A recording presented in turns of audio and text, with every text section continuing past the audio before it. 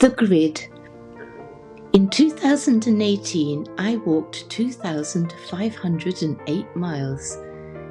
Never in my wildest dreams did I imagine that I would walk so far when I set out at the start of the year on a challenge initiated by a walking magazine to walk 1,000 miles a year.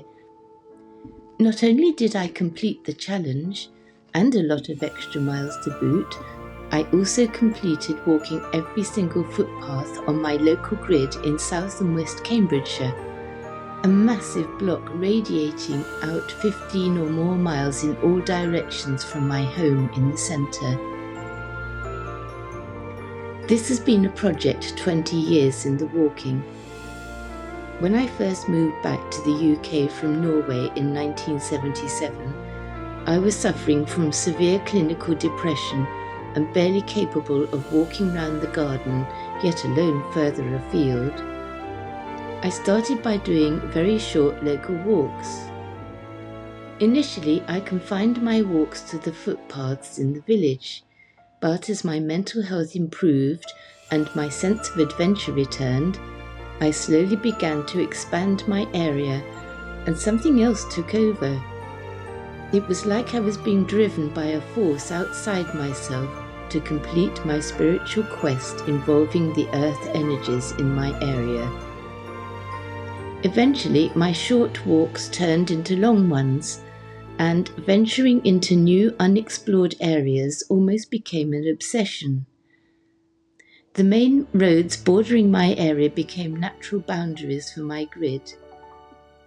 Today, there is not a single corner of our local area that hasn't been visited by my nosy little feet. Since then, I have continued to expand my local walks beyond the boundaries of this grid. When I first started, I was not fully conscious of the fact that I was starting to fulfill my mission in life. In other words, to walk the energy lines of Britain, particularly those linking into Royston Cave, which I believe is a major hub connecting the vast network of Earth energies coursing through Britain and encircling the globe. Initially, I would set out along a footpath, pretty much at random, just to see where it went. I would then see other footpath signs and consign them to memory for future walks. However, eventually I started looking at maps in order to plot my walks more efficiently, and then one day I had a brainwave and decided to wallpaper the wall of my office with the OS maps of my local area and mark in all the footpaths I had walked. As can be seen from the map, Royston Cave is located at the midpoint along the bottom line, while my home, the heart of matters, is located roughly in the centre of the map and right on the ley line which runs northwards from the cave. It is interesting to note that the shape of the area delineated by my grid is more or less the same shape as the cave when tilted slightly to the left. That could be pure coincidence, but maybe it isn't. To cut a long story short, my local walks developed into national walks, and over the years I have walked all of the UK's national trails and a whole lot more besides. There are so many amazing hidden corners in our beautiful country to explore, and each and every path I have walked has been an inspiration. I could never get bored. There are two other lines on this map which mark two of Britain's main ley lines. The first is the Michael and Mary line as it crosses the country from Caen-les-Boels near Land's End to Hopton-on-Sea on the east coast. On its way, it passes through some of Britain's most intriguing geomantic sites, such as St Michael's Mount, the Hurler Stone Circles and the Cheese Ring, Glastonbury, Avebury, Royston Cave, Wandlebury and Bury St Edmunds. The second line is a hypothetical line running from Brighton in the south to the standing stones at Callanish on the Isle of Lewis in the north.